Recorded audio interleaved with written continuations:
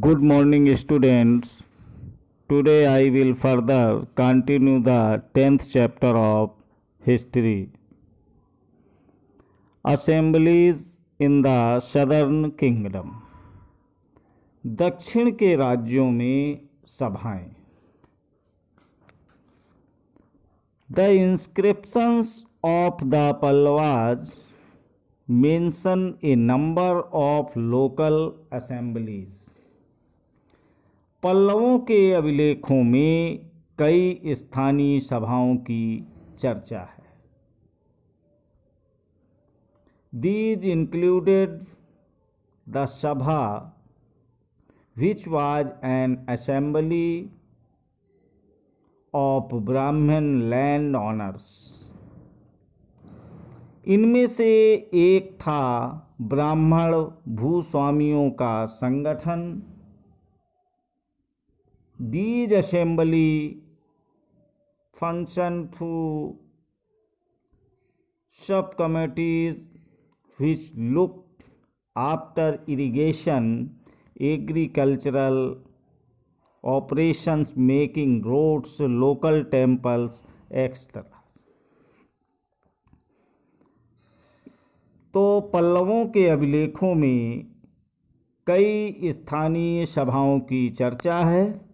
इनमें से एक था ब्राह्मण भूस्वामियों का संगठन, जिसे सभा कहते थे.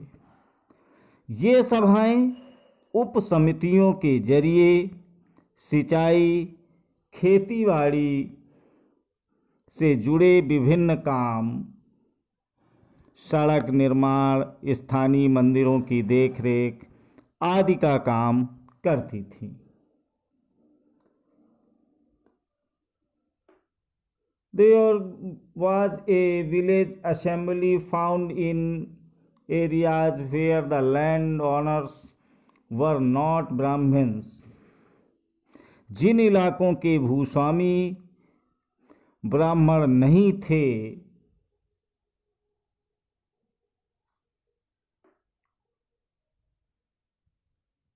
वहाँ उर नामक ग्राम सभा के होने की बात कही गई है.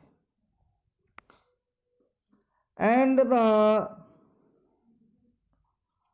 नगरम was an organisation of merchants. Nagaram व्यापारियों के एक संगठन का नाम था.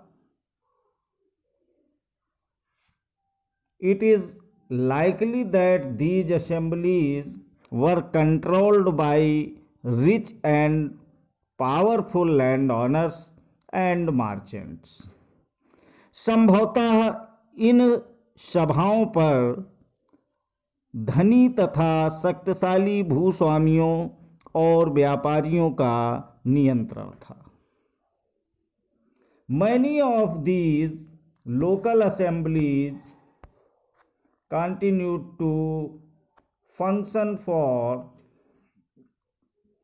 centuries. इनमें से बहुत सी स्थानीय सभाएं शताब्दियों तक काम करती थी. Ordinary people in the kingdom, उस जमाने में आम लोग. We can catch an occasional glimpse of the lives of ordinary people from plays and other accounts. Let us look at some of these. जन साधारण के जीवन की थोड़ी बहुत झलक हमें नाटकों तथा कुछ अन्य स्रोतों से मिलती है. चलो इसके कुछ उदाहरण देखते हैं.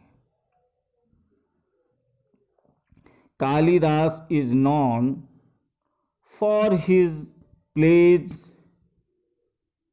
depicting life in the king's court. Kalidas अपने नाटकों में राज दरबार के जीवन के चित्रण के लिए प्रसिद्ध है। An interesting feature about these plays is that the king and most Brahmins are shown as speaking Sanskrit, while women and men other than the king and Brahmins use Prakriti. इन नाटकों में एक रोचक बात यह है कि राजा और अधिकांश ब्राह्मणों को संस्कृत बोलते हुए दिखाया गया है, जबकि अन्य लोग तथा महिलाएं प्राकृत बोलते हुए दिखाए गए। His most famous play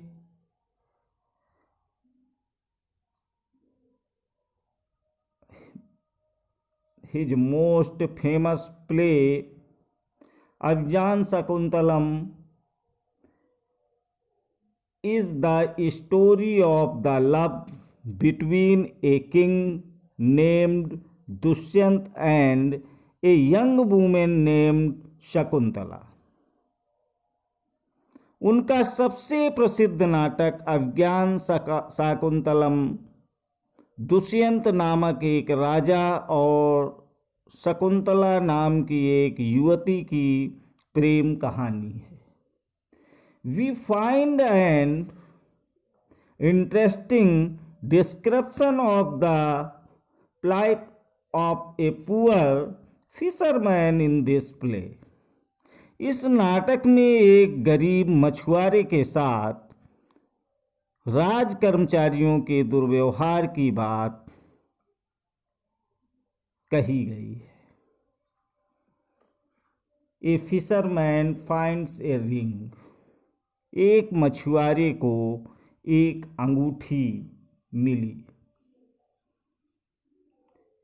A fisherman found a precious ring which the king had given to Shakuntala, but which had been accidentally swallowed by a fish. एक मछुआरे को एक कीमती अंगूठी मिली और यह अंगूठी राजा ने शकुंतला को भेंट में दी थी, परंतु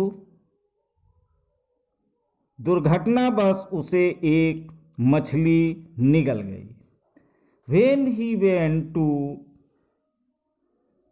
the palace with it, the gate man accused him of theft, and the chief police officer was rather rude.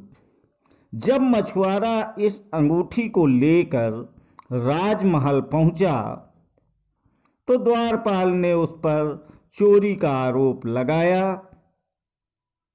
और मुख्य पुलिस अधिकारी भी बहुत बुरी तरह से पेश आया। However, the king was happy when he saw the ring and sent a reward for the fisherman. राजा उस अंगूठी को देखकर बहुत खुश हुए और उन्होंने मछुआरे को इनाम दिया। Then the police officer and the gate man decided to take a share of the reward and went along with the fisherman to have a drink.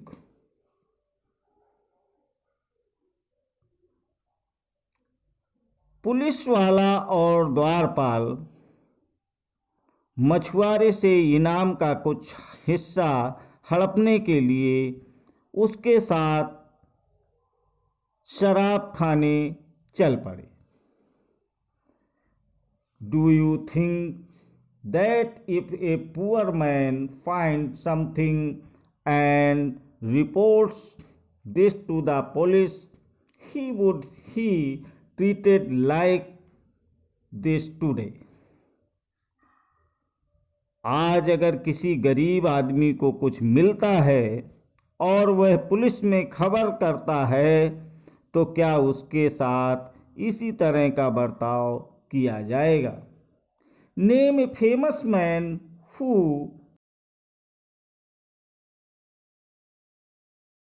who issued inscriptions in प्रकृत। एक प्रसिद्ध व्यक्ति का नाम बताओ जिसने प्रकृत में उपदेश दिए, और एक राजा का नाम बताओ जिसने प्रकृत में अपने अभिलेख लिखवाए।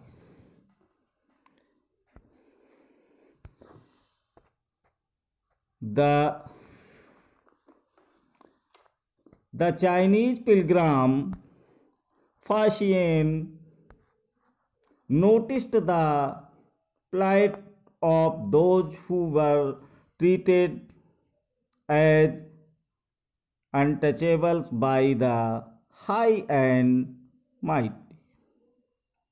चीनी तीर्थयात्री फासियन का ध्यान उन लोगों की दुर्गति पर भी गया जिन्हें ऊंचे और शक्तिशाली लोग अछूत मानते थे। They were expected to live on the outskirts of the city।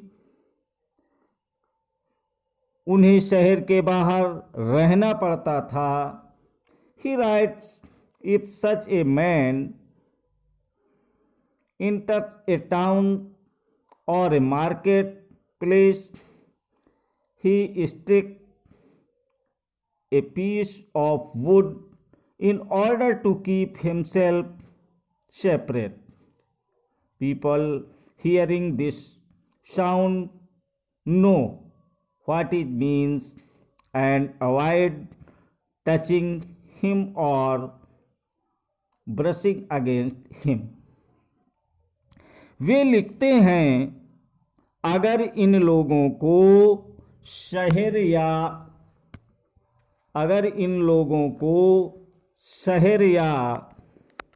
बाजार के भीतर आना होता था तो सभी को आगाह करने के लिए ये लकड़ी के एक टुकड़े पर चोट करते रहते थे, और यह आवाज़ सुनकर लोग सतर्क हो जाते थे, अपने को छू जाने से या किसी भी प्रकार के संपर्क से बचाते थे।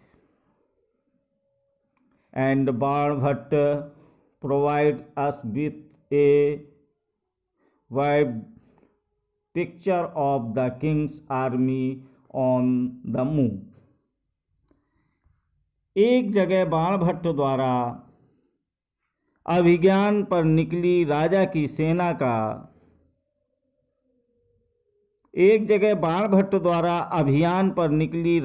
सेना का बड़ा सजीव चित्रण किया गया है। द किंग्स आर्मी, राजा की सेना। The king travelled with an enormous amount of equipment. राजा बड़ी मात्रा में साजो सामान लेकर यात्रा करते थे। Apart from weapons, there were things of daily use such as pots, pans, furniture, golden footstools, food, including animals such as goat, deer, rabbits, vegetable, spices, carried on carts or loaded onto pack animals such as camels and elephant. इनमें हथियारों के अतिरिक्त रोजमर्रा के उपयोग में आने वाली चीज़ें जैसे बर्तन, असबाब, जिसमें सोने के पायदान भी शामिल थे, खाने का सामान, बकरी, हिरण, खरगोश, सब्जियां, मसाले आदि विभिन्न प्रकार की चीज़ें शामिल होती थी। और ये सारी चीज़ें ठेले गाड़ियों पर या ऊँटों तथा हाथियों जैसे सामान ढोने वाले जानवरों की पीठ पर लाद कर ले जाई जाती थी।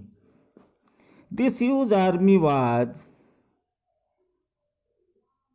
accompanied by musicians beating drums and others playing horns and trumpets. इस विशाल सेना के साथ साथ संगीतकार नगाड़े, बिगुल तथा तुरही बजाते हुए चलते रहते थे। Villagers had to provide hospitality along the way. They come with gifts of curds, gur and flowers and provided fodder for the animals. रास्ते में पड़ने वाले गांव वालों को उनका सत्कार करना पड़ता था। वे दही, गुड़ तथा फूलों का उपहार लाते थे तथा जानवरों को चारा भी देते थे। They also treat to meet the king and place their complaints and petitions before him. वे राजा से भी मिलना चाहते थे ताकि अपनी शिकायत या कोई अनुरोध उनके सामने रख सकें। The army left a trail of destruction behind. Elephants often trampled down the huts of villagers and the oxen yoked to the caravans of merchant run away scared by the tumult. पर ये सेनाएं अपने पीछे विनाश और विध्वंस की निशानी छोड़ जाती थी। अक्सर गांव वालों की झोपड़ियां हाथी कुचल डालते थे और व्यापारियों के काफिलों में जुते बैल इस हलचल भरे माहौल से डरकर भाग खड़े होते थे। As Bhanbhatt says, this whole world was swallowed up in dust. Banabhatta लिखते हैं पूरी दुनिया धूल के गर्त में डूब जाती थी। Thank you.